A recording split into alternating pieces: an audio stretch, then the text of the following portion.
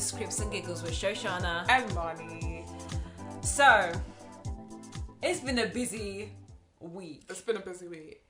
And we've just finished watching Love Island, so we've got so much to talk about. Let's talk about Casa Amor. Should we just start straight away? Yeah, let's do get it. into it.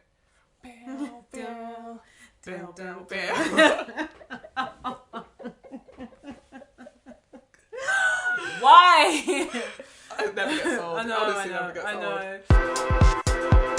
Casa Amor was Casa Amor-ing. Casa Amor. I mean, it's annoying because it's the least iconic season, but the most iconic Casa Amor reveals. Yeah, kind of. The amount of girls that were waiting to not be chosen. No. There were as many girls not chosen as many girls that came for Casa Amor. Literally, it was peak. It was peak.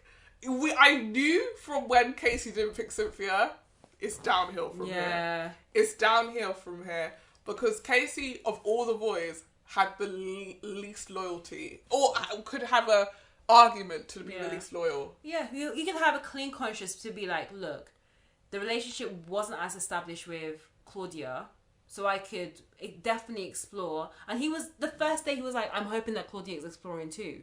So, I mean, even though Claudia has a bit of false hope, like, oh, I really hope that Casey's like not seen other girls. It's only been 2 days, love. But yeah, I have a whole problem with the Casey Claudia thing. What I didn't like about the whole Casey Claudia Cynthia thing is that the speech that he made. Like, I just feel like it's possible for you to stand up and be like, yeah, you know, Casa Amor met Cynthia, really had a connection with her, but I still can't stop thinking about Claudia. I think I want to stick with Claudia. Yeah. And that way you're not invalidating the experience that Cynthia had, and you're not invalidating Claudia either. You're saying, it was nice getting to know you. It's also been nice getting to know her. I think I want to see where it goes with her.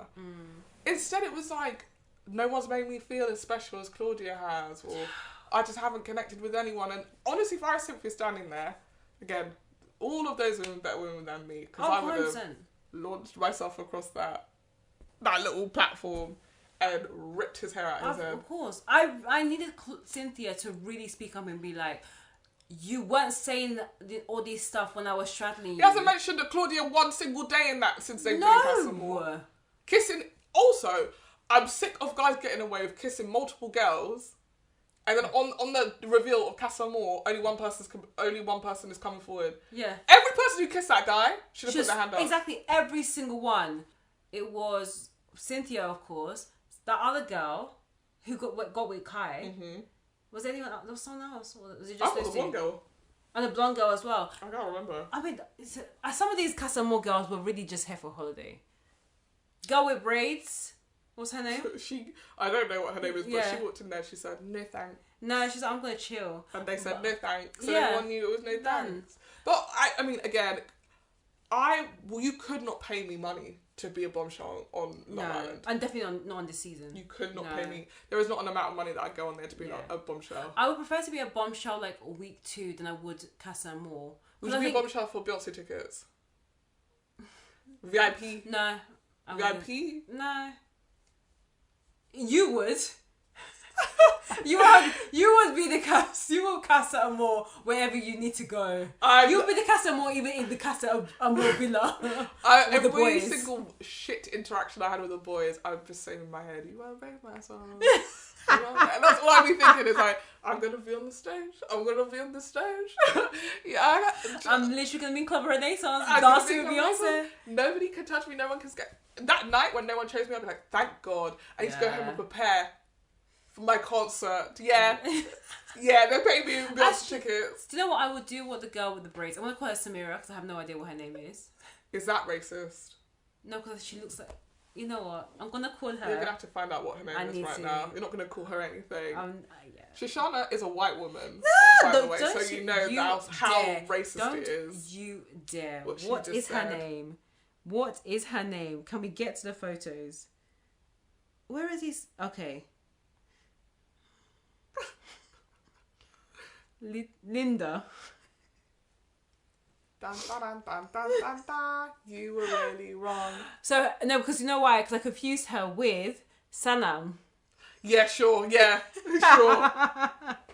That was the But problem. Linda, she came for a holiday.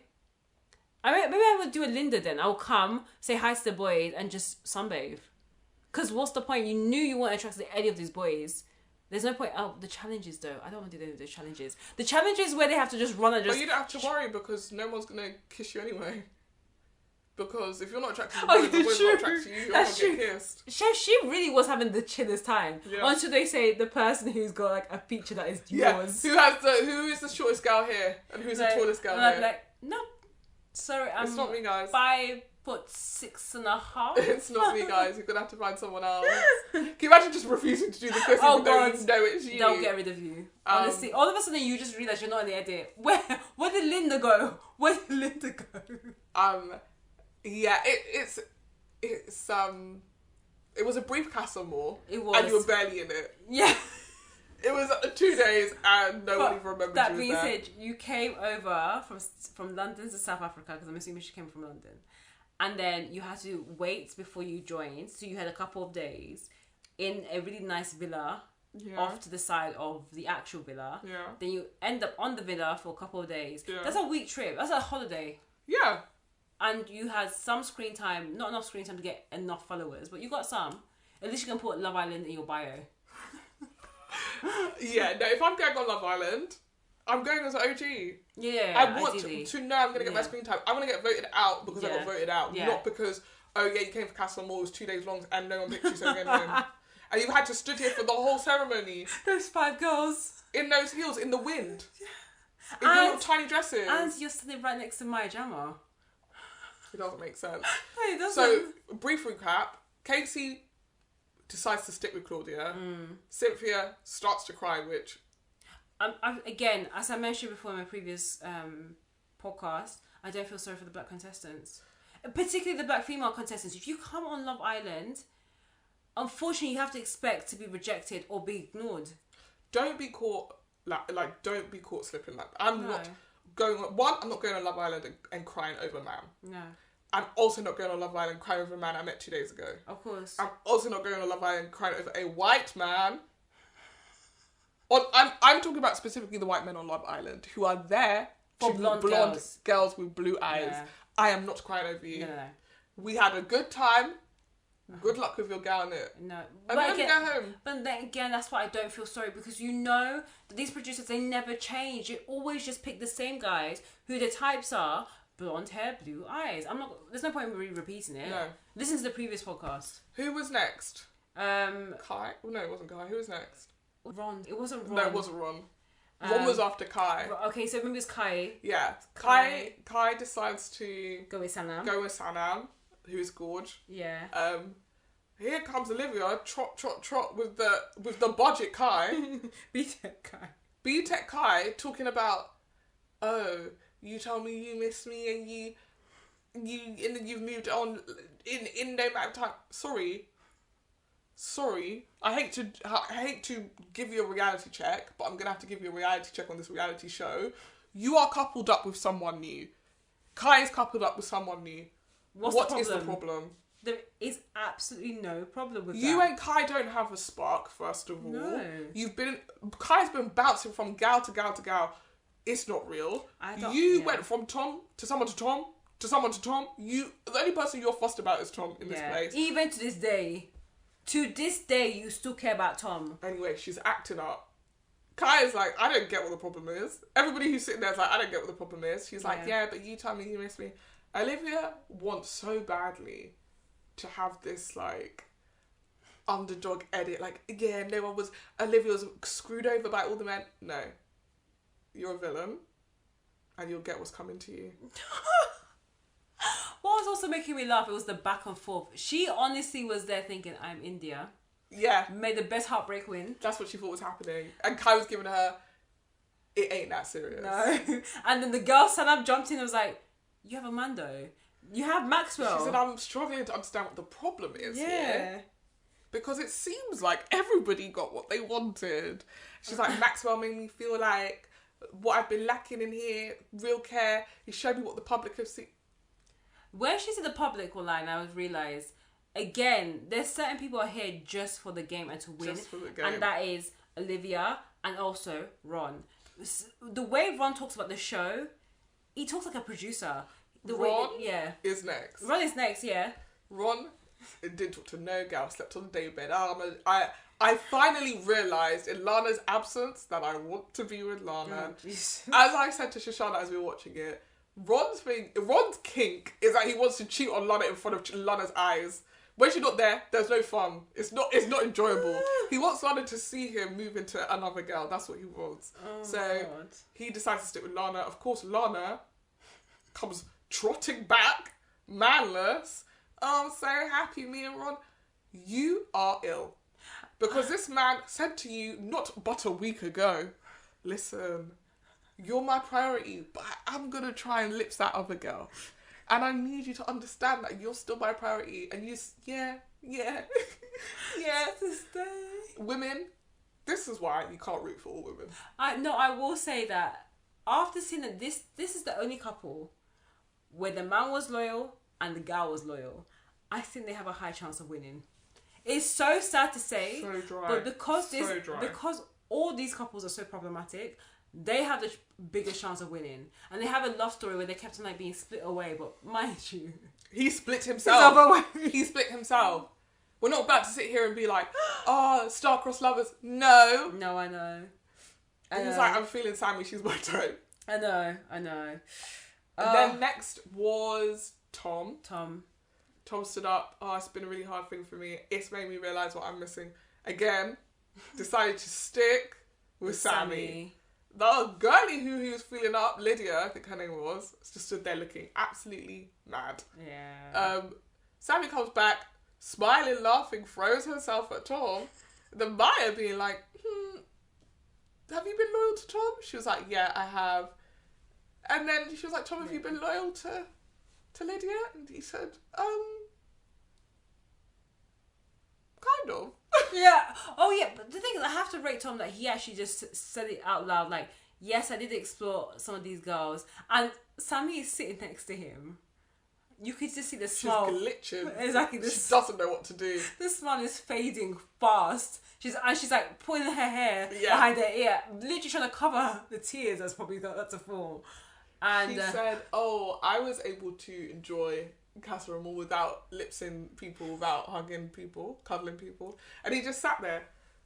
I'm telling you, when you met this guy, when you come in the villa, what was the stories you heard about him? He's lipsing girls, a different girl to the guy he's coupled up with. And you thought you were special. I should get them. Okay? And you thought you were special. I know. Anyway. I did think out of all the girls that Tom had messed around with, I always felt that he was most compatible with Sammy. And I thought he would stay loyal. But again, these men were menning. I don't see it for the two of them. Ugly couple, first of all. And also just the two, I just don't think their personalities match at all. He should date a very sweet country girl. Don't think he has any business dating any girls from down south because they just... No. That all he does, he wants to be dominated. That's why he keeps going after these London girls. Yeah. Leave them alone. Yeah, true. They give me together a Paige and Adam vibe from last year. Adam Collard, and then Paige whatever her name was. Yeah, Paige whatever her name was is very much her name. Yeah, Paige Thorne I think was her name. But either way, it was still very much they kind of hooked together. But as soon as they leave the villa, Tom is going to Tom and cheat on her so quickly and so fast. Anyway. Next we had Will. Will, for context, the whole time this is going on and everyone's coming back and everyone's fuming, Will looks like he's going to piss and shit his pants at the same time. He is bricking it. Maya even, he was like, hey, so how are you feeling? He's like, obviously not good. Yeah, feeling a bit shit actually. I'm scared, I'm terrified. Anyway, don't know what he had to be scared about. Jessie came back on her own. Yeah. Flew into his arms. Kiss. And Maya said, oh, Jessie, were you loyal to Will? She said, yeah, absolutely. She says, Will, were you loyal to Jessie? He says, no. No, actually, no, I wasn't. No. And Jessie, face crack. Fam, she was getting deja vu because the exact same thing happened to her at Love Island Australia. She experienced this in Love Island, Australia, so this is nothing new. And bear in mind, the girl that Will was messing around with became the spokesman for all of the Casa Amor girls. So he knew, there's no way I'm getting around this. There's no, respecting your dignity, I won't say anything, no. Layla said, your man was all over me. He wanted it, he wanted it, he wanted it. I feel a bit betrayed. I feel a bit this. Which, you know what, feel what you want to feel. Yeah. I wasn't really fussed about that because I think Layla knew she's going home anyway, so who cares? And I respect the Casa Amor girls for taking the opportunity when they have it to just dash those relationships. Oh, 100%. Why should you enjoy if I'm not enjoying? Yeah. The crazy thing, and what I hate, and I feel like we talked about this before when we were initially talking about Love Island in the summer, crying. Oh, we'll talk about Love is Blind specifically. Crying to get out of stuff. No. Men crying to get out of stuff makes me ill. You did something wrong. Like, sitting here. Yeah. The crying, because now I feel like I have to comfort you. Yeah. You did something wrong. Everyone, Will, trying to comfort him. Hello? Fam, he caused it. 2 days ago, this guy was saying, but you want to kiss me, yeah, don't you? You want to kiss me, you want to kiss me. Anyway. Last but not least. And I knew it, because I remember saying to Marnie, I was like, who is at the end of this so far? Because they're the one that's got to really feel fire. And my guy felt pepper. When he stood up and none of the that girls... was Shaq. Shaq stood up and not one girl would make eye contact with him. I said, Tanya's coming back with someone. Tanya's coming back with that budget, Jamie. She's bringing him back. It's over. He stood up. Oh, yeah, all these girls tried to talk to me, but I didn't talk to them. I slept on the daybed because I know what I've got. I love this girl so much. I'll die for her. Whatever fucking crazy speech he made. Oh, and they made sure that he kept on talking. Yeah, he had a lot to say. He spoke probably the longest of all the guys. Just laying that foundation. Open the door. Oh, little Tanya and what's this? Martin. Tanya and Martin are walking. Shaq is standing there. that silence. If you don't even need this to be visual medium because that silence is Shaq's face. Oh, 100%. That silence is Shaq's face. Out comes Tanya. Yeah, when the door opened, we both screamed. Yes. As if we didn't know that was going to happen. I screamed. I love a moment when you scream. And it was a screaming moment. Because Tanya came out, stood up front, couldn't make eye contact. First of all, I just feel like, I don't know, maybe it's because they're actual real people and they don't mean to hurt people. But if I'd done that, I would be holding my head high. Of course you would. If I'm going to be a villain, honey, I'm going to be a villain. I'm going to be like, here's the thing. I came to Love Island to find love. And I haven't found it. But with Martin, maybe I will. You're so the India. You were so to the India. Like, may the best heartbreaker win. No, because you can't do the best heartbreaker win. And he stood there by himself. The heartbreaker has won. Yeah, so maybe you walk in and you go, oh. I know. I'm perfectly honest. To me, this would be like, this is payback for when you were getting at me at the challenge for kissing with the guys. I told you I was a good kisser. I got him too. I'd be like, listen, Shaq, baby, it's not you, it's me. No. It's not you, it's me. I don't like you. No, exactly. that was the issue. I didn't like you.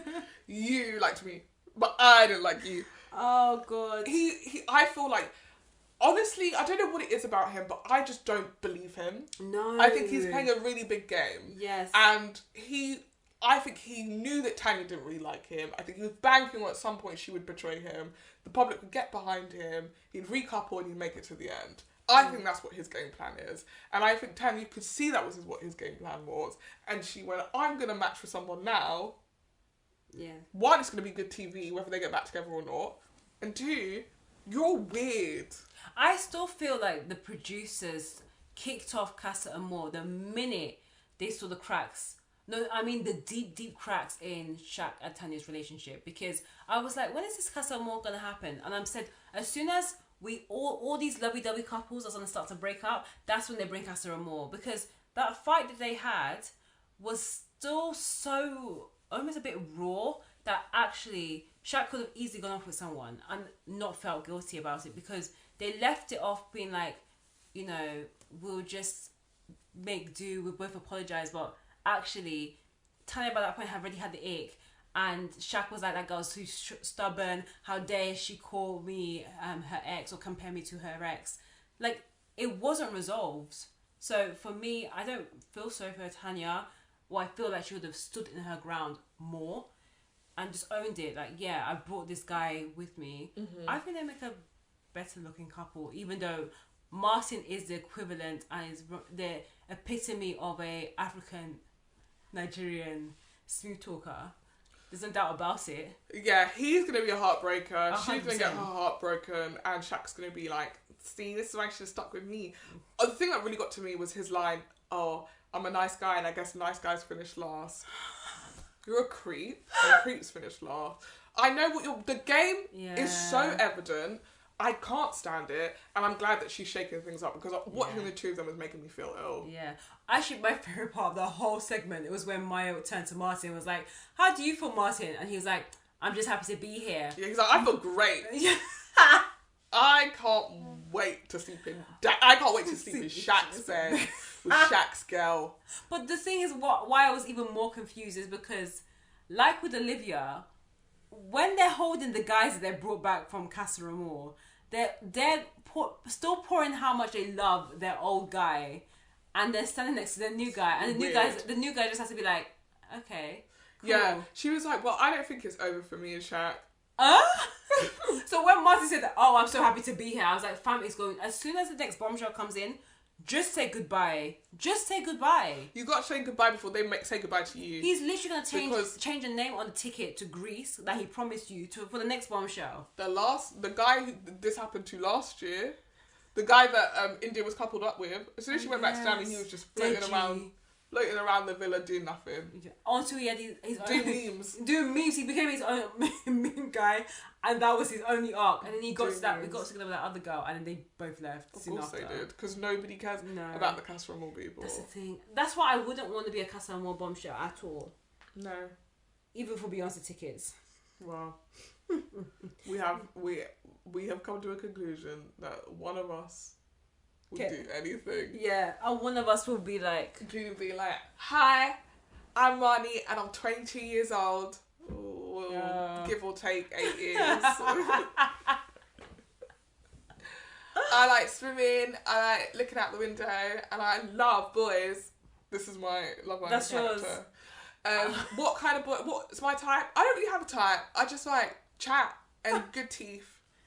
But be rich though. Also having money. What do I want to get out of this? I really just want to get Beyonce tickets. No, I'm kidding. I really want to find love. Wink. I don't give a heck about this. No, I will go. And then on the day that they vote me out, I'll drop the act. I'll be like, I just want to say I have a degree and all of you are ugly. I think you do the same shot that Zara did that she was giving them. You're all going to regret this. I would use my confessional to be like a apprentice confessional. I am the best in business. When people see me, they know it's not dog. My nickname is I always get stuff done because I always get stuff done. And they're like, love, you're on the wrong show. No. Wearing a suit in the promo. Everyone else wearing bikinis, you're wearing a full 3-piece suit. What is happening? What is happening right now? My type, anyone who can read the power of money. I don't know, I couldn't forget. Anyone that can read rich dad, poor dad, but they don't need to worry because they have a rich dad and they're rich. I'm all about the money. My motto in life is simple: get rich or die trying. Or just get rich or die. I'm here to make sure that Alan Sugar gets his. My job is going to give me the role as apprentice. At the end of this, I'll be the last man standing. Like, love, this is not how the show works. I'm here to win. Do you remember when everyone was saying Danika's dates were like going to win? That's going to be me on my dates. Oh. So how much money do you earn a year, would you say? It's important to know. When we do our Date and Scribble series, this is when we talk about how we date. And the scribbles. And how much scribbles? How many scribbles? How many names we have to scribble out after we go on those dates? I'm sorry, I feel like you should use your first or second date. Like, not officially like an interview, but do it with style, okay? Style. Other news this week. Rihanna done in a Super Bowl. Oh, yeah. She did a Super Bowl. She did a Super Bowl. She done Super Bowl. Uh-huh. Are you going to do one more time? She done did a Super Bowl. Thoughts about the performance? I actually really enjoyed it. Okay. I really enjoyed it. I thought her vocals banged, actually. Yeah. And I've never really... Full disclosure, Rihanna, please don't blame me, but I don't really think of Rihanna as vocal girly. No, I don't think she does either. She can't sing Irreplaceable. No. She can't. No, she did Unfaithful. She can do Unfaithful, but she can't sing Irreplaceable. She can't sing If I Were a Boy. I think she could. Wow. I think she could sing If I Was a Boy. Wow. I'm trying to think about she couldn't sing Me, Myself and I, and you know that's true. Yeah, maybe. She couldn't sing Me, Myself and I. No, she couldn't. No. But Rihanna does have absolute bangers. Yes! And honestly, song after song, I was just like, yeah. I was getting my life watching that. You can't deny it at all. I was getting my life. Yeah. I didn't watch it when it happened. So I woke up in the morning and saw people being like, I don't want to say it, but is Rihanna pregnant? When I watched the thing, I was like, sorry, that was a question. The first shot. You guys were doing questions about whether or not you thought she just came out with a pot belly. Yeah. Okay. And was rubbing it. Yeah. And that the camera zoomed out, she touched her belly and started singing. American people, I really do not believe know how to have absolutely no ability to read visual cues or read words in general. Yeah. They can't read. Okay. Their literacy is bad. I know. Visual literacy, actual literacy. No. So two things on that, because she had been doing a lot of interviews in the lead up to the performance. She did mention things like, one, she studies Beyonce's Super Bowl performance because it is one of the best Super Bowl performances of all time, and she was like, I need to study from the best. So I was like, okay, I'm excited about this. I'm anticipating this even more. I will say that she did look, and don't drag me. Flame her. Don't drag me. No.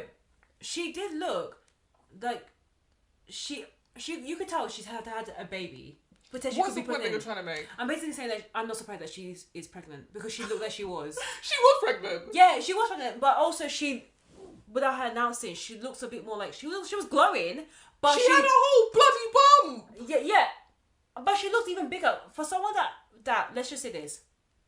For someone that had the baby, she did it in May, and she said that she was like going hard out on this like performance and rehearsals. I'm not saying that she's gonna bounce back like the way Beyonce did for Homecoming, but I thought, maybe was unhealthy. It was. Let's flag that. But I was thinking, maybe she'll be more in that physique. Plus, the big clue, she was covered up. Everything about her, her dress was very covered up. Even the teaser that she did with Apple, she's wearing this big yellow jacket, looks gorgeous, and a black dress. And I was like, she's so covered up. And I'm not saying that is a bad thing if she's covered up or not, but I was so surprised because I was thinking, yeah, because in my head I'm like, Rihanna is definitely known for, really bringing sultry performances, and even her costume is a bit more on the revealing side. So even for a teaser, I assumed that it would be a bit more provocative, basically, in what she was going to wear, and it wasn't. So for me, I was thinking she still looks like she's got a bit of the baby weight from the previous baby, which is understandable, but then she looks like she's glowing. And she's so covered up. When she announced that she was pregnant, I was like, I'm not surprised. However, people were saying she was going to announce something new. I just thought it was going to be more a new album or a new tour. Not a new baby, but congratulations on baby number 2 because it's exciting. It is exciting. And her baby boy is adorable. In regards to the performance, I'll be very quick. I was a little bit underwhelmed. Because I was really looking forward to this. And I was really looking forward to the performance, even more than I thought I was going to be, because she does have such amazing tracks, amazing songs. Like, she could do twice as long of that performance with all the different songs that wasn't even played, like What's My Name or you know, some of the other songs that I really love and I would have a good time, I just felt like I wasn't expecting like costume changes and a bit more on the choreography side. But I understand why it was a bit more pared back, and her dancers, her backup dancers, they really brought it. But there was some times when you could tell the energy was dipping. Like there's a moment when she turns around and she's trying to like shake her butt and twerk, and it's just not there. And I was like, maybe you shouldn't have bothered doing it and just stood there and sang and get the dancers to dance around you and do it that way. But I understand more of the concept as to why she couldn't go full out. But that being said, the music was amazing. The transitions were great.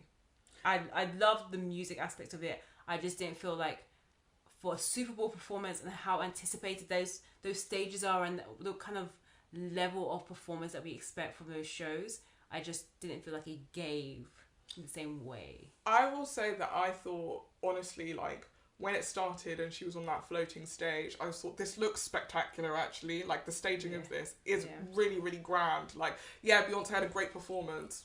Yeah, she's a performer, it's what she does. The staging was quite basic. Yeah. I thought what Rihanna did, probably knowing, I'm not going to do big dance numbers. Let's give people something to feast their eyes on. And I think it looked visually gorgeous. I think the people who directed it as well, making sure the cameras are in the right angles, did a really great job.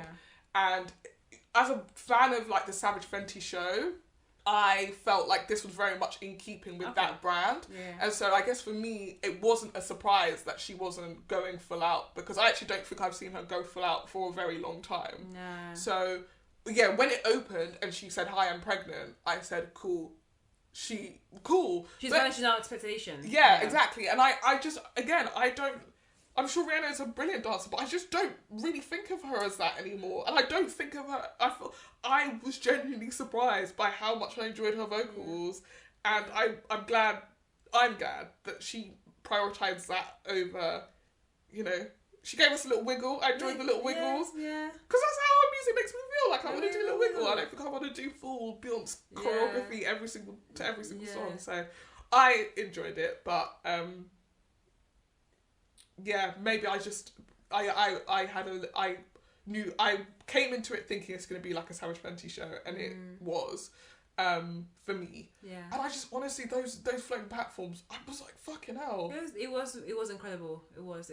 How did they even get those, like, out? Was that out all night? It was during the break. Crazy. I think someone did a TikTok of, like, because they were in the stadium, and they did a TikTok of the behind the scenes as they were bringing the stage basically in, and it's a really quick operation, so they've had to rehearse that a few times. Yeah, it's nuts. But yeah, no, it looks great. I mean, she looks amazing. I love the visuals of like all the backup dancers in white, she's in red. I love the little products placement with her blotting her face with the Fenty products. Her music since the show, music sales have gone up by 390%. Wow. It was one of the highest rated Super Bowl performances, and also games, because I think I've heard that the game was great, because you know there was a whole football game that happened at the same time, and you know, so I think it's done amazing things for her brand, the music, and she's still the baby as well, going to great school now. Exactly. Yeah, I mean that, you know, and also she's talked about how she wants to release new music this year, so you know there's opportunity for new music. Would you want to see her on tour? Would you go and see her in a show? It's difficult, isn't it? Because it's like, I think her dances will be great. Yeah. But you can, like, all of her bangers you can actually hear in the club.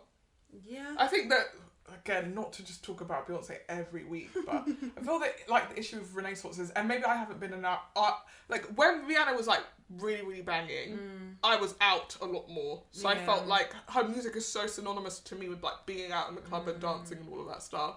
And, like, I don't think I've been out once where they played songs from Renaissance. Yeah. So I would be like, I have to go to this concert because I'm just not getting the experience that I want. Whereas with Rihanna, I actually couldn't get that in the club. Yeah, I mean, she hasn't done music in like 6 years, so we would be listening to old songs at the concert. Yeah, No. Oh yeah, a lot of it, but also the new stuff. If she does go on tour. Well, let's hear the new stuff, innit? Yeah. See how you feel. I'm actually, if I... Oh, this is going to be controversial. I think you're going to shout at me. If it was between Beyonce and Rihanna, seeing them on tour, I'd probably be more excited to see Rihanna from the music standpoint. Like, I've seen Beyonce on tour. Right, okay. So I think I'd be more excited to see Rihanna on tour because I know I'll have a good time because the music... It just takes me back. Like, every song that was being played at the Super Bowl, it took me back to the time when, yes, I heard it in the club, or I heard it when it came out, or I was still at school and I was watching it on MTV Base and just like, or MTV Hits and just really vibing.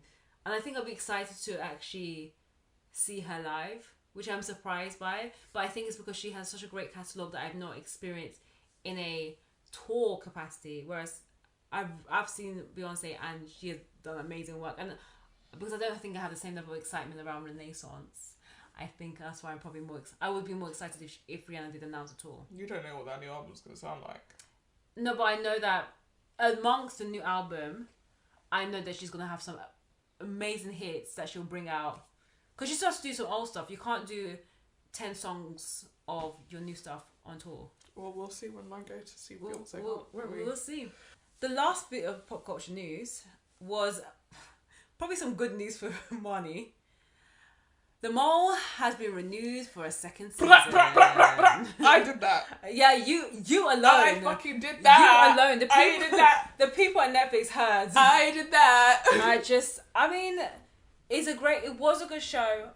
Listen to our top shows and flops of 2022 because you also see Marnie goes to bat on this show. But yeah, it's been announced it's coming for series 2. Listen, lads, you know where I'll be when that season drops. I'll be at the cinema. I would have rented out the cinema so we could all sit and screen all 10 episodes back to back, honey. No one's leaving this theatre. And you know what, I think we'll definitely review it. I think definitely the success of Traitors shows that there is an appetite for this type of format. Do you know what's crazy? What? I watched Traitors. Yeah. They did Traitors US. I don't want to watch that.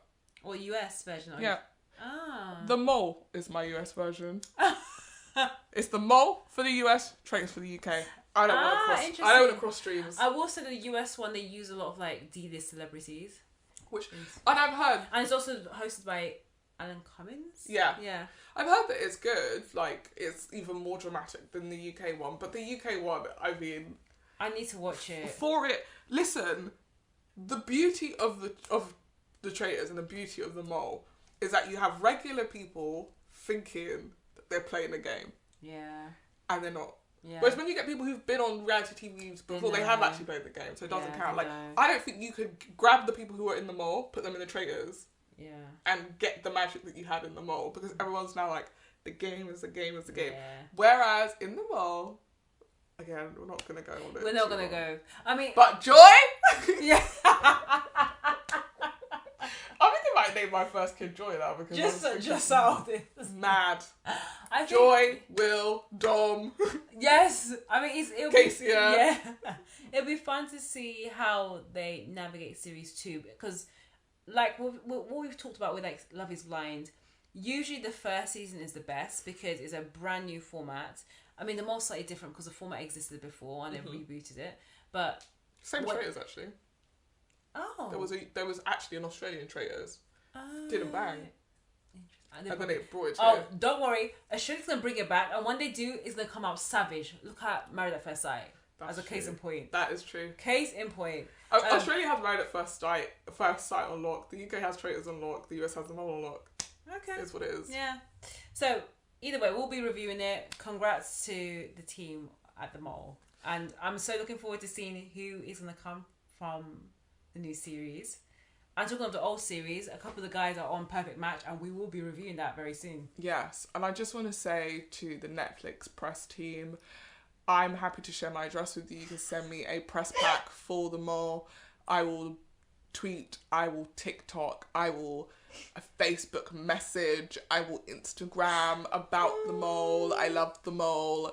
Make me The mole. Make me the mole.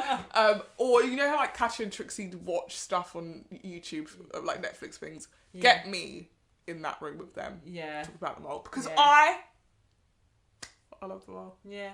I'm so proud of myself. I'm surprised, but I'm happy that it's come back so that we can really go into it for next season. I'm actually grinning from ear to ear. It's the best news. The best news. Well, speaking of good news, we're gonna move on to our review of the week. How did you make that segue? What? Speaking of good news, what has that got to do? I'm just curious. I don't even think it was bad. I just want to see what you're. I was just like, what can we do to just move the No. podcast alone? No. I was just thinking, the good news is that we are now talking about our meaty, chunky review of this week. Love that. Let's do it. Let's do it. Okay, our review of the week is a bit of a weird one. Usually we'll watch something from the first season, but we are reviewing the 4th season of Atlanta. The final season. The final season of Atlanta. Atlanta is a show created by Donald Glover of Community fame, with his brother, Stephen Glover, and the director, Hiro Murai. And I don't know when the first season started, It's a while ago. It was definitely before the pandemic. Oh, Maybe 28. I was going to say 2018, but let me just double check. It was a long time ago. It must have been 2018 because the second season must have been 2019, and then they started shooting in the pandemic, season 3, which they had to pause. Okay. It definitely felt like a pandemic season. They had to pause it, and then it came out last year, in the UK at least. Some 2016 it came out Wow. in the UK. 2016. Wow. That's just a UK date. God, that's such a long time It's a ago. long time ago. I mean, it's been on for a while, but also, I know there was some gaps. There was some gaps between seasons. It's not been like once a year. No. So. Sorry, I was just having an absolute mental break just then. I was like, 2005 and 2016 are long times ago. Oh, they're definitely long times ago, yeah. We were born in the 90s. Yeah, it's actually quite crazy to think about. What? The kids that are 23 were just born in 2000. When you start hearing people say, what's your date of birth? Someone said 2005. I have a 14-year-old cousin. Oh. Right, so that means she literally... 2010 at least. 2009. Oh, that's really awesome. What? Can you imagine writing 2009 as your date of birth? 2009, I was stressed about sixth form. Oh my god. Same. Oh my god. Same. Wait. I was sitting there being like, where will I go to uni? Yeah, No. it's just... So, 2016, I was out of uni. I was deeply, deeply miserable. And I remember seeing the announcement for Atlanta and being like, interesting. Yeah. And then watching the first season and being like, this is really fun. I like this. Yeah. And watching the second season and being like, this is even better. I like this. First season, question mark. Third, yeah. And 4th season, I was a bit apprehensive because of the 3rd season. And actually, I like how it opened. At first, I was a bit nervous in that first episode because they're all separate. Yeah. And that's what season 3 felt like. Yeah. Like, everyone's on their own little journeys. And I was like, listen, the magic and heart of this show is when they're together. I mean, a bit of context, because we're not going to go through every synopsis for each of the seasons. No, honey. The show is really about a group, or we can say friends and a bit of family. Yes. Paperboy. Paperboy is a rapper. Alfred, up-and-coming rapper in Atlanta.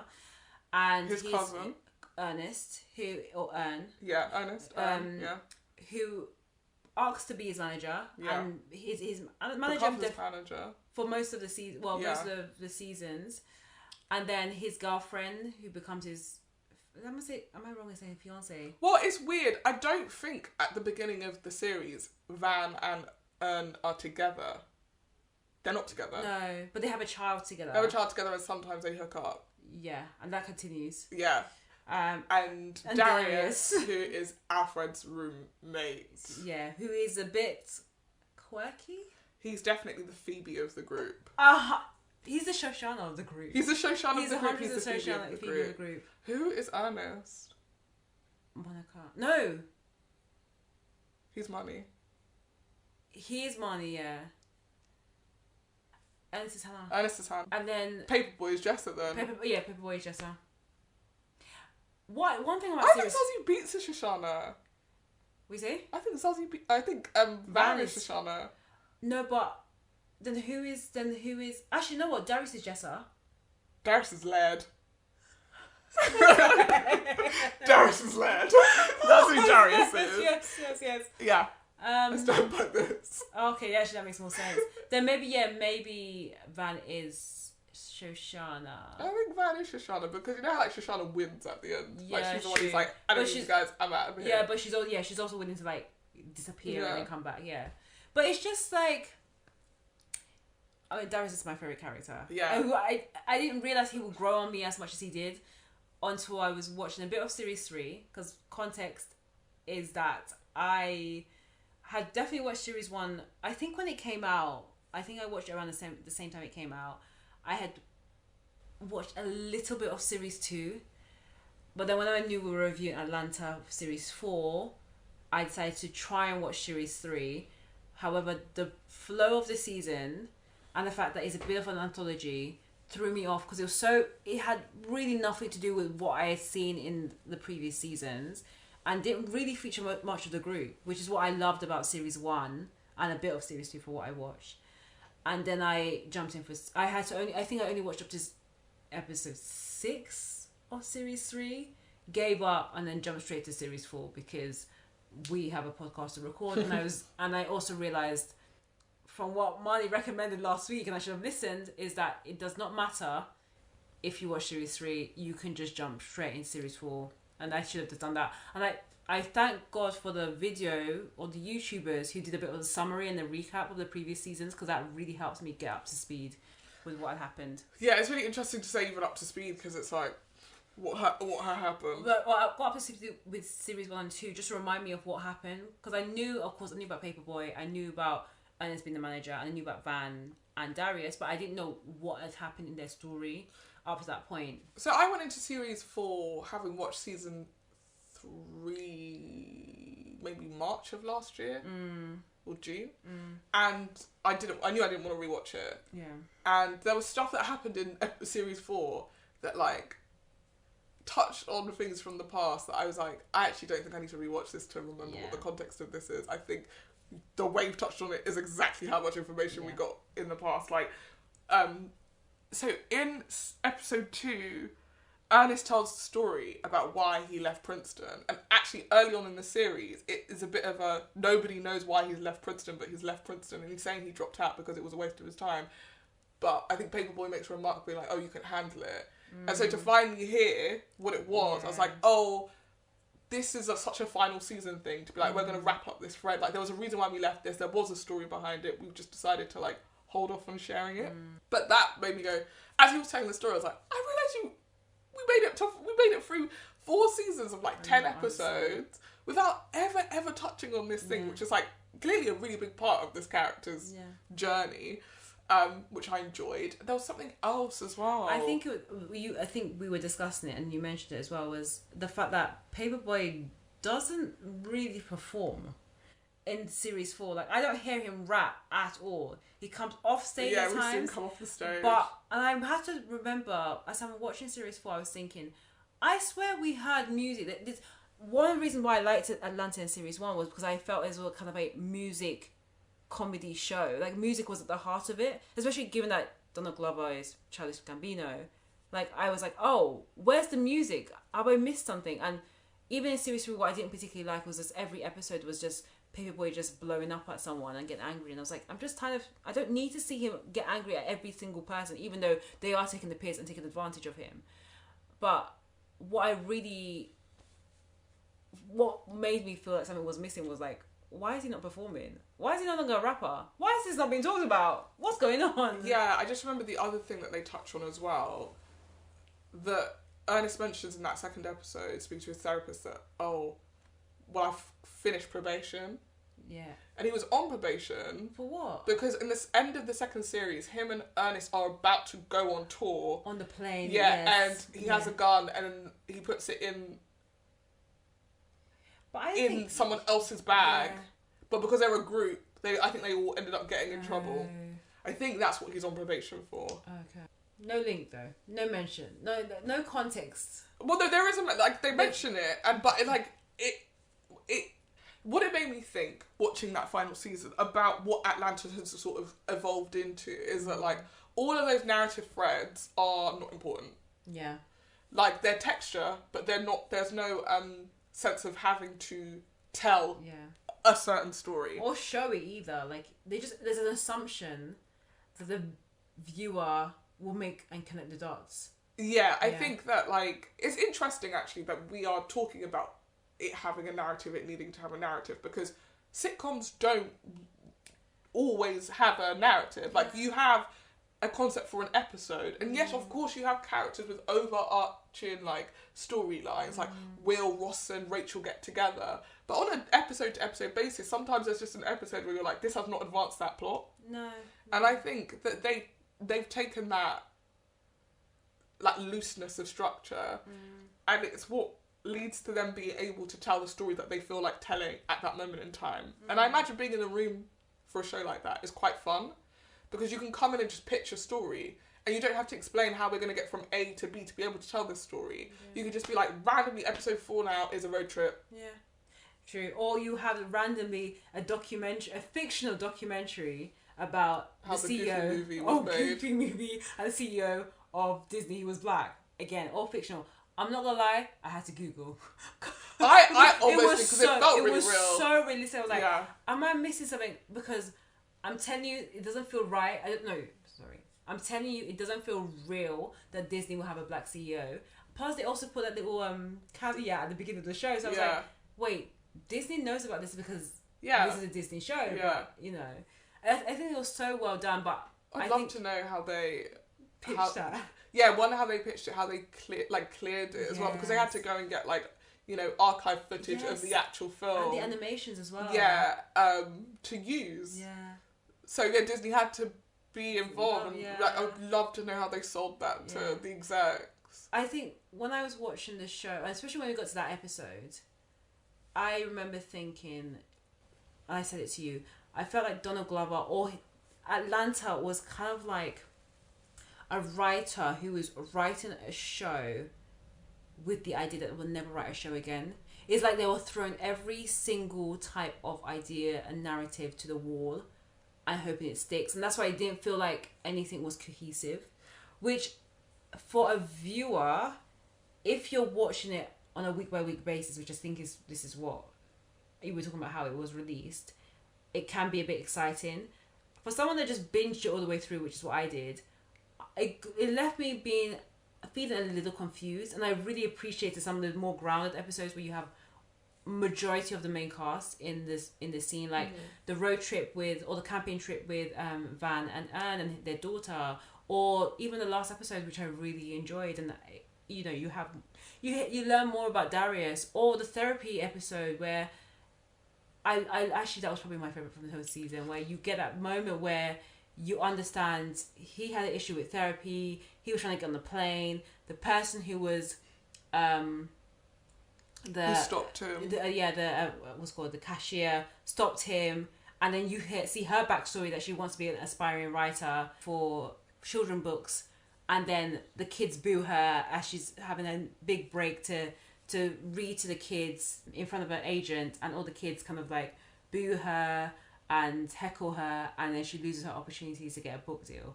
and that was all orchestrated by Ernest. Like, that was fun. Or the parents one, I loved some of the more grounded episodes because it helped with some of the, it doesn't need to be a full narrative, but it helped with just giving each character some development. It didn't need to be full development, but it just made me connect with them a little bit more, and why I love series 1 so much. Yeah, I think I had two things. I think to your point about it feeling like a writer who's never going to write again, I didn't get the impression it was a series written by a writer who was never going to write again. I think I got the impression that it was like a writer really trying to fully exploit the freedom that he's had to make the show that he wanted to make. And I feel like Atlanta is a show that has not been in any way stymied by what I think a lot of black creative shows have been. But I think like some of the wackiest sequences, some of the boldest premises, some of the like borderline, oh, I don't know if this should be allowed type ideas have come from this show. And I think it's because FX have really said, go make the show that you want. Yeah. And I do think at times, like with season 3, they pushed that experiment a bit too far and made a show that maybe they really enjoyed that actually ended up alienating the audience a lot. Yeah. And I'm saying that as a person who is a big fan of Atlanta and a big fan of the surreal and the kind of shows that Donald Glover is like pulling from as references. But I equally feel like the best episodes of Atlanta are the ones that have a really complete story in them. Yes. And some of those episodes in the 3rd season, I was like, I actually just don't understand what's going on, and it doesn't matter that you conclude the episode because I just don't understand what this added in terms of the episode or in terms of the season overall. Like my favourite episode from that 1st season is when Paperboy is he's doing a club appearance. And it gets to the club and Paperboy says to Ernest, go get our money because his place is kind of dead and I want to go. And the club promoter just keeps disappearing. Like every time Ernest is trying to get hold of him, he keeps disappearing. And then towards the end, he's right there. And Ernest, he's like one set to Ernest. And then Ernest like goes to get his drink and he turns around and the guy has disappeared behind a wall. Like the wall's just moved. And it's like, this is so dumb and wacky. Like these jokes are so like, the joke is he can't catch the guy who needs to give him money. But it's just such a fun episode. And at the same time, like Alfred is at the table with this girl, you know, popping bottles. And then at the end of the night when he's run out of bottles and he can't keep, she's gone off with whoever is the next most famous person at the table, because this is what it's like to go to the club. And she says to him, but didn't you have a good time with me? So you got what you wanted and I got what I wanted. And it's like, well, it's true. You wanted to speak to a hot girl, so you applied her with alcohol. She wanted the alcohol, so she let you speak to her. Everything's a transaction. Yeah. And the entire episode is about transactions. He was at the club to perform a transaction and now they need the money. And at the end, Ernest goes, like, finally gets the guy, tries to get the money. The guy, like, I think, like, pulls a gun on him or, like, grabs him by the throat. And Alfred comes in and just, like, pulls his gun out, shoots the ceiling or whatever. And obviously, immediately the guy's scared of him. It's like, here's all the money, take all the money.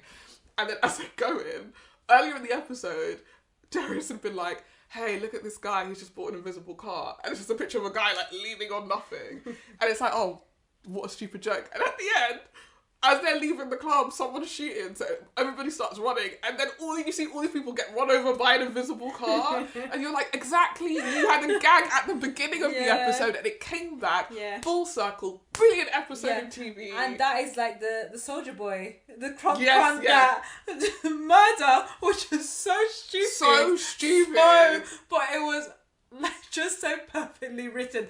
Like, you had, you know, the fact that this guy, he's killing people that have done the Crank That Soldier Boy dance, that is a throwback. Yeah. And then the Paperboy was like, oh, actually, in my time when I was selling dope, I also did the Crank That dance, but I only had like 25 views. Yeah. Which I thought was funny. And then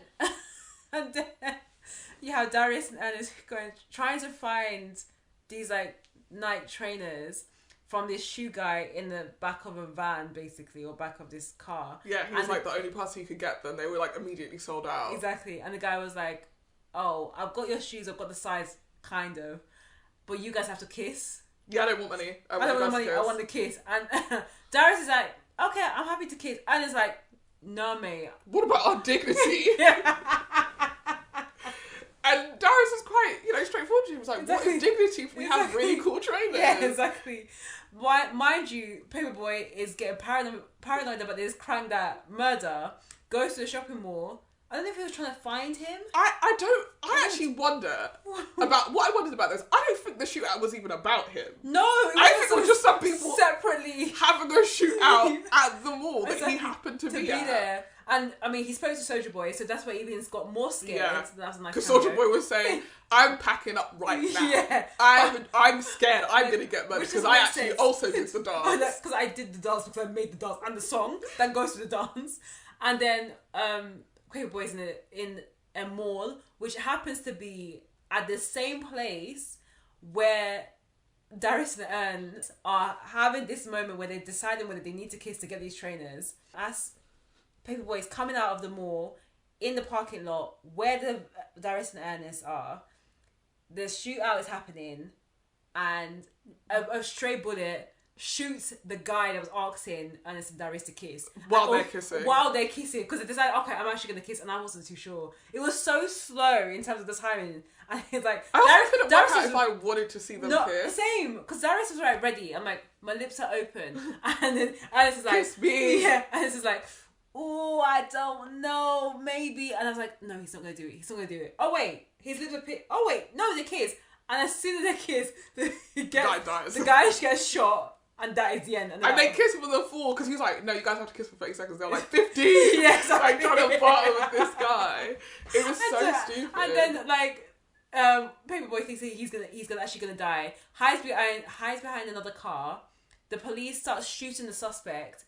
And then the rapper that's been begging Paperboy to be on his track saves him, basically. And he's like, look. Paperboy's like, oh, anything I can do, you saved my life, like, you're my hero, anything I can do. And the guy's like, yeah, actually, it'd be great to get in the studio with me. And then the beat is like, listen to this beat, I've been making this beat this morning, and it was a sign that we were supposed to be on this track together. Honestly, so when you hear it, you're like, this is garbage. You know, at the end when they play the song, I was like, I'm actually kind of feeling this. But that being said, like, Darius is like, what is this? Literally the question, that is the question. What is this? And he's like, no, it's trash though. And then he walked off. I'm like, why? I didn't realise how much Darius grew on me. I think one of the reasons I think his question was, how do you dance to this? He started dancing. That's not the problem. How do you? That's he's like, yeah, I think I'm actually finally getting like there. This song is ours. It's ours. I think there is this funny moment of like, and I'm trying to figure out what the theme of the series is supposed to be. I mean, the whole theme of the series is about leaning into black culture and providing an alternative view of what black culture looks like. It's not just about the gangs and the guns and the drugs.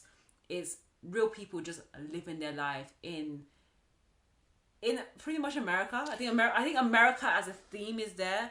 In series 3, you see like America's abroad because they're on tour in Europe, and how Paperboy and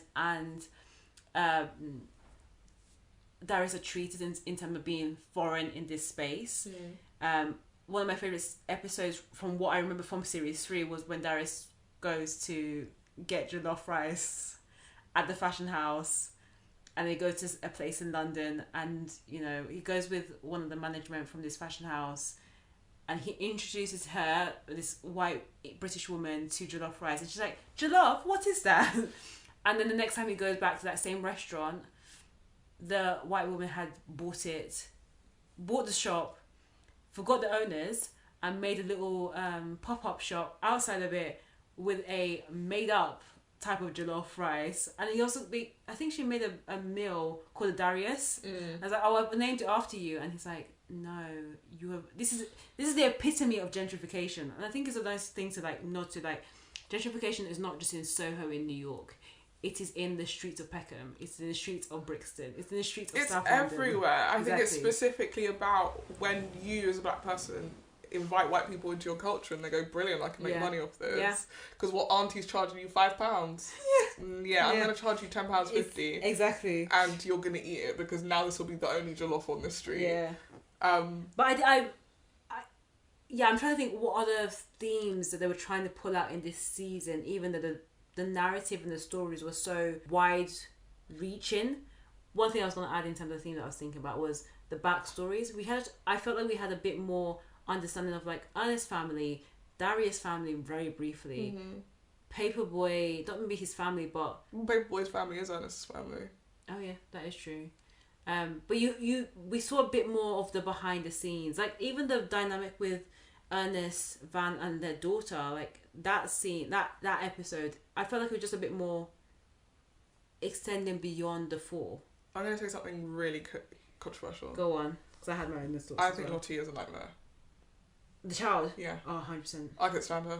Yeah. Brilliant actress because I couldn't stand her. I was like, put this kid back where you found it. She's so rude. I don't like her at all. Is it when they were trying to sing a happy birthday and she's like, no singing? Yeah, when she's like, I miss grandma and grandma and grandpa, and they're like, oh, is it that you wish they were here or you wish you were with them? And she's like, oh, I don't know, both. Like, fucking hell, can't please anyone these days. But what I was going to say in terms of themes, I think I got from this season like a sense of an ending. Like even in that first episode with Van and Ernest like walking through Atlanta and like seeing all the ghosts of all these people that they've dated, made me think so much about how like when you live somewhere for a long time, it does just have this take on this sort of otherworldliness of like, do you remember when you went on a date here? Do you remember when you threw up over there? Do you remember when you got hit by like everything? Like you can't go places without seeing these ghosts. And I was actually on the phone to a friend last week and I was doing chores. Like I was on the local high street. And literally while I was on the phone to her, I had about 5 conversations with people where they're like, how are you? I haven't seen you. Oh my gosh. gosh. Like, hi auntie. I was leaving work. I was at the tube station talking to a colleague from work. Here's this lady from my church. How's your grandma? I haven't heard from her in a while. I was like, yeah. And now we're having a conversation. She's like, oh, I tried to call her, but she didn't answer. I was like, yeah. I don't know what you want me to say. I was like, yeah, I'll tell her you said that. And then the colleague was like, oh, that was sweet of you. And I was like, it's just like ingrained in me culturally, like to be respectful to aunties, but like I'm a whole adult woman. And I'm having to be like, hello, auntie. Yeah. Am I going to do this until I'm dead? Yeah. Anyway. The whole like, what's it called, the submission, you do the bow before you speak. You know I don't be doing no bow. You don't do it, but I do because it's part of my culture. It's a cultural thing. It's frustrating. But I whenever that happens to me, I do feel like, oh my god, I have to get out of here. Yeah. Like there's too many people that know me. Yeah. And I got from that like this sense of like, oh, maybe we've outgrown Atlanta. Yeah. And in a similar way, because Paperboy's journey in that episode is that his inspiration or someone whose music he's really enjoyed has passed away, and his legacy is his music, but no one has come to his funeral. They haven't figured out there was a Easter egg hunt in his music. Like that, like you can make so much brilliant art, and it doesn't mean that's the art that people remember and recognize and hold up. And I feel like in that episode, that seed of him not wanting to make music anymore is kind of put in. And then I think for Darius, again, it's that last glimpse of, there are moments in season 2 and in season 1 and in season 3. No, and I don't know. Season 3 is honestly like, I don't remember that season. But season 1 and 2 where you see that like Atlanta is this kind of like lawless, chaotic place where people are surviving. Yeah. And when he goes to the store right at the beginning of the episode, I was like, I can't work out if this is a zombie movie or the apocalypse. Like, what is happening? And then like he goes in there and these people are looting the store. And you think, oh, it must be like a pandemic thing. Like, what's going on? That's what I thought, yeah. And then he just he walks out of the place and gets in the car, Paperboy's there. And then they just continue their day. And then the traffic is rammed because and it's like, oh, this is really interesting because it's just that subtle reminder, like, there's something otherworldly about where these characters exist. Yeah. And that's why they get to have these sort of wacky adventures because they live in a really, really fucking wacky place. Yeah. And then again, that woman on the scooter just following him everywhere. I was like, honestly, this is a horror movie. It is. When they started fogging her with the extinguisher, I cracked up. And it's so bad for me to be laughing. I was laughing so hard. I was like, no, that is. I had to rewind. I was like, they didn't just do that. They didn't just do that. They didn't just get out the extinguisher and start fogging this woman because she's like, you can't steal this air fryer, even though he didn't steal it. But why are you trying to offer the police a refund? Loot. But that is so Darius, isn't it? It's like, anyway, this seems like just complete oblivious. Not a problem for me. Yeah. And then like it ends on this. So Van and everyone's sort of in a horror movie. Like Van and Ernest can't find their way out of this sort of weird hellhole where they keep seeing their exes. And when they finally do, they like crash into this funeral. Yeah. Connecting them with Alfred. Yeah. And then when they come out, Darius is just standing there looking for this woman who's been chasing him. And they're all together again. But they've also brought like Ernest's ex. Yeah. And she's like, oh, I forgot to get a present for my dad. And Darius goes, oh, here, you can have the air fryer. So that solved my problems. Yeah. And like, the four of them get in the car, problem solved. And she's like waiting for her Uber, and you hear the sound of the electric scooter with the woman coming. And I was like, she's going to kill this poor woman because she's got the air fryer now. And it's like, it ends on that. And I'm like, what? Like, what a dark way to end, but also an episode that I actually also found quite funny. Like, I liked Van and Ernest like walking down the street being like, hey, guy on your left, I went on a date with him twice, and then he ghosted me. It's like, yeah, that woman over there, she's wearing my t-shirt that she stole from my house. Like, just all these little weird bits, like, it becoming very, very suffocating to be like, oh, have we been through everything in Atlanta? Is it over? Yeah. Nice. And I feel like that's like a theme that they pick up and drop throughout the series, and then you get to the very, very end, and I honestly think that episode is brilliant. Yeah. Where you don't know if you're seeing the end of the show or a fantasy that Darius is having, and I thought that was actually quite a nice touch, because it's like, how do we end this? Yeah. Do we need to end this? It's so wacky, and there's no linear narrative that it would make. It would be quite almost disappointing if it was just ended with Van and Ern get married and go on a plane and go to LA with a child, and then Alfred's feeding pigs on his farm. Exactly, like it's just be a bit too clean. So I liked it. Because I had seen the synopsis before I watched the ending, and I was thinking, I'm hoping it's not going to be one of those things where Darius wakes up and everything was all a dream from like series 1. Yeah, we never met any of those people. And I'd be like, come on. But I do agree with you in terms of like evolution being one of the themes, like, or just like you said, growing up or seeing what's next. Like, I remember the scene where after Paperboy sees that someone that he was inspired by had died, he then talks to other artists about like, what are you doing post music, because music isn't what it is anymore. Are you investing? Like, you need to be thinking about more. And that's why I've rarely seen him perform in this episode. He was managing a Jewish kid. Well, yeah, he was, and he immediately wasn't. Ended up managing the yodeling kid instead, who then died. Yeah. Just so that was so random. You know, like, I kind of wish of the storylines that they set up, that then like they sort of concluded in an episode. I was kind of interested to know what the blowback would be from the yodeling kid dying but winning the awards. Like, is Alfred still making money? Because that would be an interesting dark thing. Yeah, do you get the $1 million for like doing the management or just being an advisor? Like what happens? I don't know. It felt like that. Yeah, that part was like, okay, he's moving away from music. Then Ernest is like got a new job in LA, but also managing other book talent. I don't know. Yeah. Darius, that agency wasn't very clear to me what they did, and I wonder if that was like deliberately vague, or like they were like, it doesn't matter. It is true, it doesn't matter. Like, but, I don't know. I don't think anyone's watching this show for like career advice. You know, how best to like. No, I think that the one thing that this show does is go like, it doesn't matter if you have a job or you don't have a job. Like, it will not go the way you thought it was gonna go. Yeah. Van has some development, but I flagged how I didn't feel like in series 3, for instance, she just disappears for a good chunk of the season. I'm like, where is she? Yeah, so in season 3, Van, their story for Van is that like her life hasn't gone, like something's happened with work or something that like is imploded, and They're not mentioned. She decides to come with them on tour. Where's Lottie? They never explain. Oh, they forgot they had a kid or whatever. And then Van disappears. Like, they don't know where she is. Yeah. And again, you have a child with this person. I don't think you could just disappear and I won't know where you were for 3 months. But her episode in this season is that, like, I don't know, 3 months have passed. She's living in a group of women who are on. Group of black women are on a trip in France, and one of them's like, "Isn't that Van?"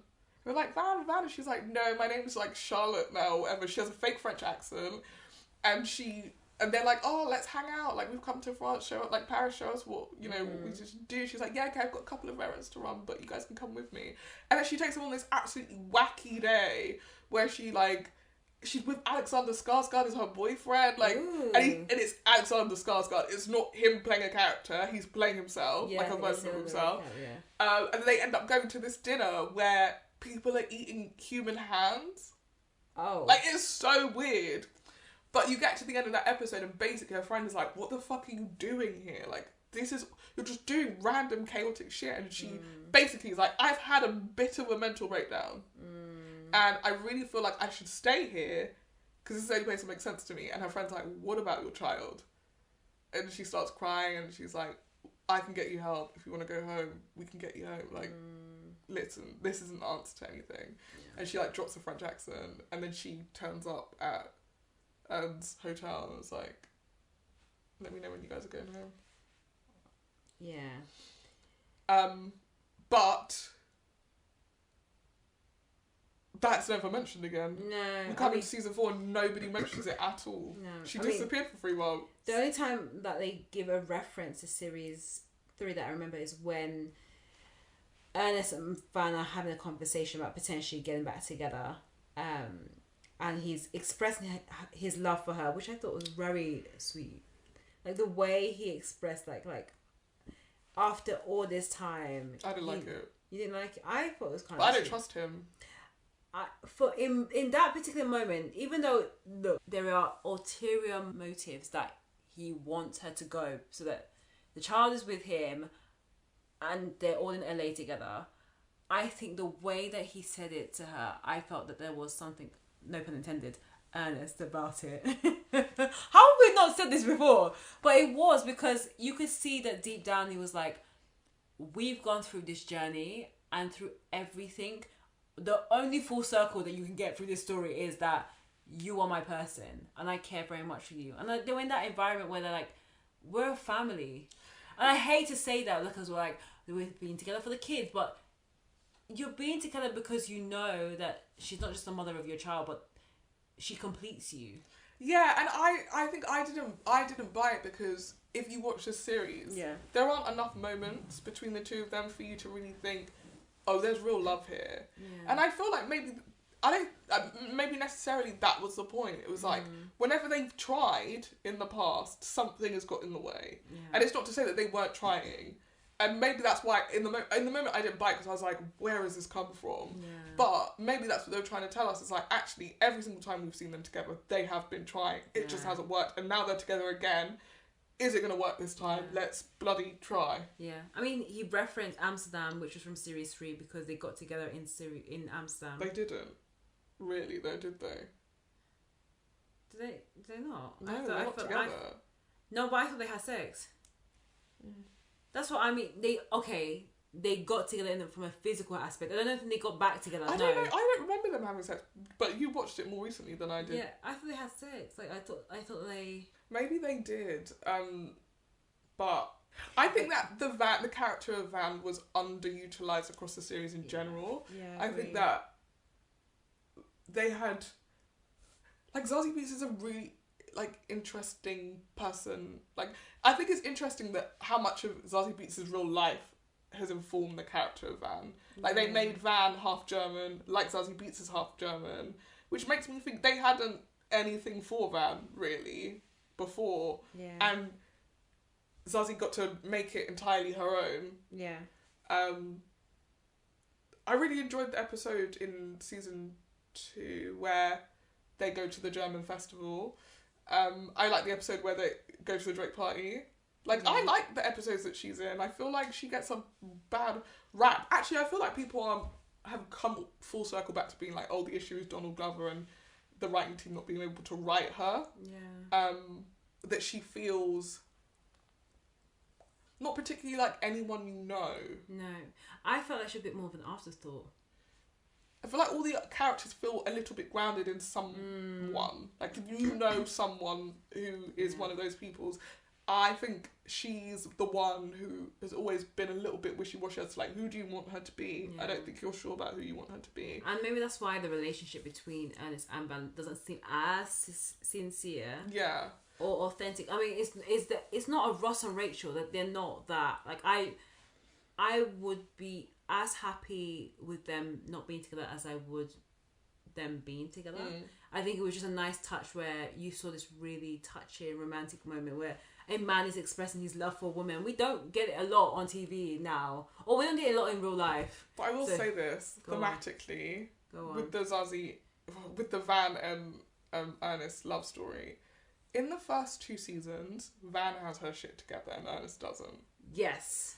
And somehow their relationship can't work. In the last 2 seasons, he's got his shit together. She's lost the plot. Yeah. And now suddenly things can work out great. So what are we saying about a relationship between a black man and black woman is that the man needs to feel accomplished and have a sense of himself in order to really show up in the relationship, and the woman must in some way be lacking to make space for him, or what? Because that is honest. That is, I do remember that being a big part of his character, is that like he sleeps at their house, and she's like, she's like, you're here a lot, but you don't live here, and he's like, oh, I was just here putting Lottie to bed and I fell asleep at a time where he doesn't have a house. By the way, he's sleeping he's in a storage he's sleeping in a storage facility, storage unit. Won't just say to her, I actually don't have anywhere to stay, I would love to stay here, because she asks him, he's like, no, I'm good. Yeah, pride. He comes around to hang out, they smoke weed, the next day she has a drug test, she could lose her job, and she's the only one in that relationship working. Like, I feel like he does more damage to her and her stability than she does to him. Yeah. And for it to be like, he's feeling accomplished now, he's got all his work shit together, he's in therapy, now he has space for you, because guess what? Suddenly in season 4, she has nothing. Yeah. Like, there is an episode where she is taking a day part in this sort of Tyler Perry-esque studio lot. And even that is like, oh, her friend has suggested that she should do it because she's been feeling out of sorts recently. So she's still not working, is the implication. And she's just trying her hand at stuff. You've got an 8-year-old daughter or whatever holds you. Lottie's like 72 now. What the hell's going on here? But I don't think the writing team were interested in being like, how do we solve Van's displacement? Yeah. As much as they were in, let's do wacky shit. Yeah. Oh, don't get me wrong. That's the whole point. I think that the whole thing is we want to shock the viewer every single time they click and watch Atlanta. That's the goal. And I think they've definitely achieved it from a Series 3 perspective. From a Series 4 perspective as well, I never knew what I was expecting, but I'm happy that for a final season there was some development in terms of characters, some backstories, you know, seeing Ernest's parents, and that scene with their father, which was funny. Like, that was so heartbreaking. I know, but and he had his hat on and the boys were teasing him. I hated that. I know. I meant the grandfather. Ernest's grandfather. Oh, what, get kidnapped? Yeah. And they were like, when the police was asking questions, and he was like, "No, I'm good. We're in Egypt. Yeah, we've been in Egypt for free." And they're like, no, we're gonna come now. But there was some. And when the sister was like, "You guys have never liked me because I'm a light skinned," and they were just all immediately started laughing at her. I love Cat Williams as their uncle as well. I just think it's brilliant. Yeah, I was like, that can't be. Wait, that's Cat. Yeah, he's in the like first episode of the second season. Yeah, but I think he's Alfred. I can't remember in that episode. Basically, Ernest is like, oh, he's white. Willie's I think he's Alfred's dad. Yeah. He's like, oh, Willie's wilding out. Like, are you gonna come and help me? And he's like, no. So then Ernest has to go around there and be like, because he had locked this woman up in his house, and he has a pet alligator, and he's threatening to set the alligator on her. Flip. Yes, I remember that. I do remember. I did watch the earlier episode. Yeah, I think he's Alfred's dad. But yeah, it was a great season, and I'm really happy that I came back to this world. And I mean, I hope, and I think we talked about it off air, that I hope that this opens the door for more comedies like this. And so do I. Programs our brains to not expect, A and B narrative every single time we watch a sitcom. Sometimes I am in the mood for something that's very straight-laced, to the point, but other times you want to explore a different world. And yes, white comedies have done it, or white American comedies have done it so much in the past, like the Girls of the world, where you can be a bit more on the surreal side. But yeah, it's a shame that it's. I'm sorry, I don't think it's a shame. I think it was right to finish off where it did. I'm sad that it's over. I did really enjoy getting to be in that world for a bit. Do you think they could have done a series 5? Would it have been as good? I don't know. I don't know what they would have done. Yeah. I think that I feel like season 4 was much better than season 3 because they knew it was their last season. And I do wonder if they thought, oh, we've got another season after this, whether season 4 would just be as weird as season 3. Yeah, probably. So, we'll never know, but I do wish, based on season 4, I was like, oh, I would love another season of this, but, I just want to see more of Darius. I feel like I really just liked him as a character. I just didn't expect to, but I did. I'm sure that you relate to him, Shoshanna, because you two have similar IQs. No, I'm sorry, Darius is very smart. I know. Why would you say it's not smart? No, because you have similar IQs, but I knew where you were going with that comment. I feel like you're reading into this. I was giving you a compliment. You there. No, I think it was a great show. Should we rate this season? Yeah, let's do it. Would you want to rate the season and the whole show, or just the season? Oh, so difficult. So my IMDb for this show is 10 out of 10. For real? I just think everything that it's doing... There was a period of my life where I was like, if I made Atlanta, I would be chill not making another TV show after this. That's how I feel the writers did. I would be like, do you know what? This did some shit that people will talk about forever. We were talking about this in the office and I was like, your show is impactful when every single deck I read that is a black show has shots from your show. Ooh. Every single deck. That's a good sign. Every single black show has you as a reference of what they want to do. It's a bit like Atlanta meets. Yeah. Usually it's completely wrong. It's not like Atlanta at all. But they're basically it's like Atlanta and that's going to be about black people. You're like, But for it to be everywhere, for that to be you've done something, at least for the culture. Maybe not for your average Joe, but for the people that want to make art, specifically TV, it is inspirational. It's aspirational. Yeah. And I will go back to it, I'm sure, over the course of my life, several trillion times. Yeah. And I will reference it, and there are so many great moments in it, and I know that if I met Donald Glover, I would probably start crying, but Donald Glover, Issa Rae, Michaela Cole. Or at a dinner party.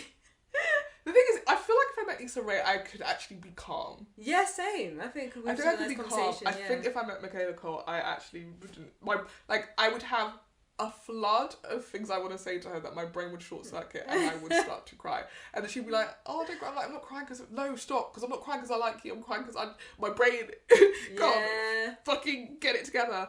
I think if I met Donald Glover, I would cry because I imagine he's not nice.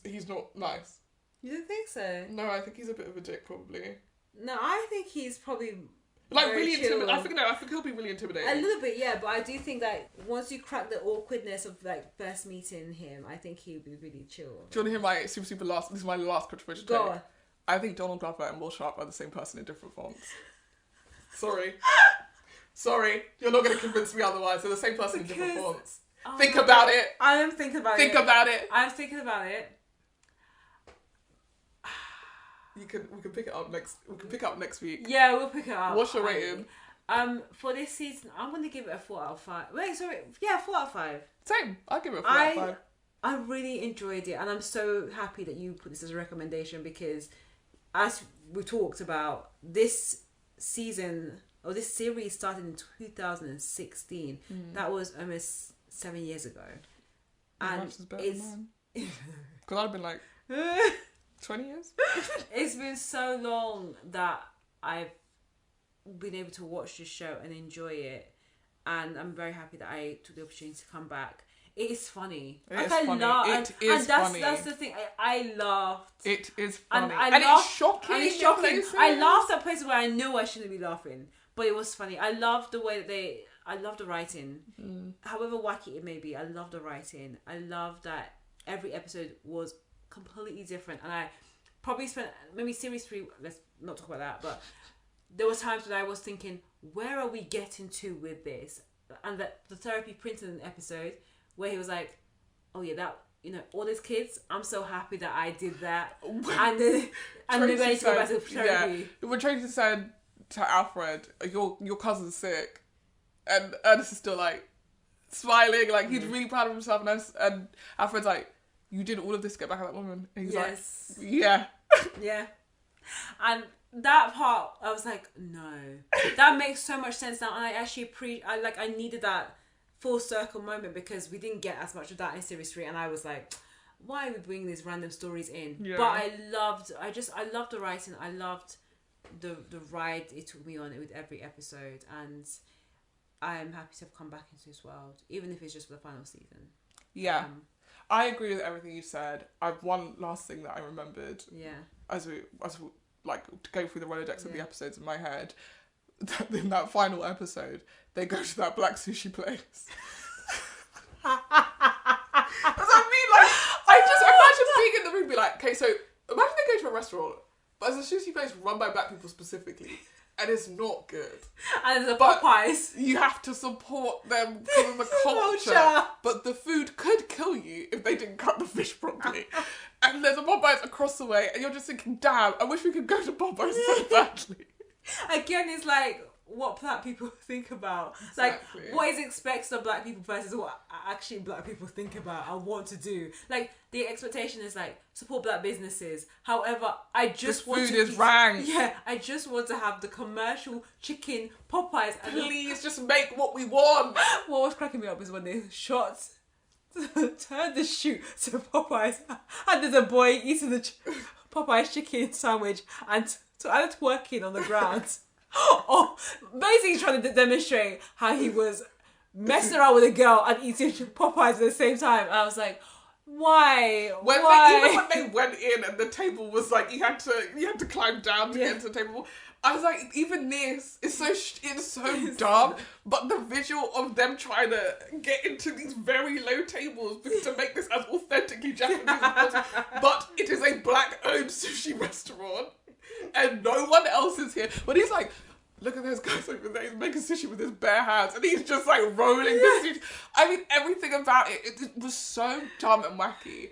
And like, it made sense at the end when you're like, oh, are we still in Darius's dream? And that's why this is so stupid. Is this real? I don't know, because the Atlanta you've presented us is so wacky that I can imagine that these two things are real. There's maybe some people that live this type of world. Maybe not in every single episode. I think if we dig deep in our memories, we have supported a black-owned business that we've been like, you have no business to. Or you're like, you support them, but you're like, the customer service though is not hitting. It doesn't hit. Let's be honest. 4 hours for my food. I'm hungry. I'm feeling. Had this been any white establishment and they let me wait for this long, I would have left. I'd be going full Karen in here. Where is your manager? You see, my husband is starving. Like, what? Oh gosh. And I just don't know if we'll ever get a show that can come up with those just like absolutely ridiculous premises, but present them to you in a way that feels so heightened and like the stakes are so high, man. And it's like, this is dumb. I think that room would have been so much fucking fun. No, it's and like you pitch that, and then someone builds on top of that, and builds on top of that, and then you end up with this like wild episode. But that being said, I also think the way I was saying, I feel that the writers are writing it as if they're never going to write a show again. I also feel that they write as if they are high all the time. Yeah, dude. Come on. Some of the storylines, I'm like, where have you connected A and Z together, or A and F? I don't understand. It's so far-fetched. And it's so telling of them as a team sense of humour. Yeah. Like, that Donna Garth was like, this is the episode. This is it. This is what we're doing. It's like, this is what your sense of humour is, which is kind of sick and kind of dark. And laughing at things you probably shouldn't. And maybe that's why he may come off really cold when you first meet him. Yeah, because I think he would be quite intimidating. Like, I think it would be hard to make him laugh. Yeah. Same with Will Sharp. I bet it's hard to make him laugh. Yeah. And it'll be all you'll be thinking about, like, I gotta make him laugh. And the whole time, like, I love a but challenge. it's nothing. Like, there's no change to the face. And the day that you see him even just do a little smirk, the corner of his lips just goes slightly upwards, you're like, I've won. Or I've broken him. he never laughs the whole meal. And then at the end, as he's leaving, he's like, you're really funny. And you're like, oh my God. Finally! You don't understand how much you've empowered me to become a nightmare! Just wanted to And you say, retain all your you were really funny. And that's all you will say. My claim to fame, I met Will Sharp and he told me I'm funny. My Tinder bio from now, all of my bios would be like, she's really funny. Will Sharp. 2023. Oh God. Love that for me. Yeah. So yeah. Yeah. You What give your rating. Yeah, I think I agree. 4 out of 5. Yeah. Cool. Next week, we are watching Perfect Match. I'm excited to do some reality. It's been a while. It has. Yeah. Perfect Match is basically the, I don't know, what do you call it? Think of the trashest people you know. Yeah. And put them on a trash show and watch the trash. Yeah, exactly. It's like the best of the best of all the Netflix reality shows. I think contestants. I have PTSD. I don't want to see bodies again. Coming together to see if they can find their perfect match. I'm rooting for Will and Dom. I'm keen to see how they are because my mole boys. Yeah, exactly. So let's see how crazy this ride will be. But yeah, And Diamond. And Diamond, you don't need to look. We'll talk about Diamond next week. And Diamond. Yeah. Wow. Anyway, this has been Scripts and Giggles with Shoshanna and Marlanta. Why did you do this? The name and I'm sorry, I went for the lowest hanging fruit. Why did you do this? Tell me how you got to that segue. You know Migos were in Atlanta. I'm not surprised. Yes, because it was 2016. Yeah. It was very like up and coming and music, Yeah. and that's what I. And that's why Marlanta. because you had the Migos, you had Paperboy, and you had Marlanta. You gonna sing a song for us? Yeah, no, cut this out. Marlanta. Like mumble rap. This is Everywhere I go, it's Marlanta. Can't catch me. I'm in Marlanta. If you snatch me, you go in Marlanta. Done. Thank you guys for listening to that track. It'll be coming out very soon. You'll be getting the remix, honey. Marlanta feet Beyonce.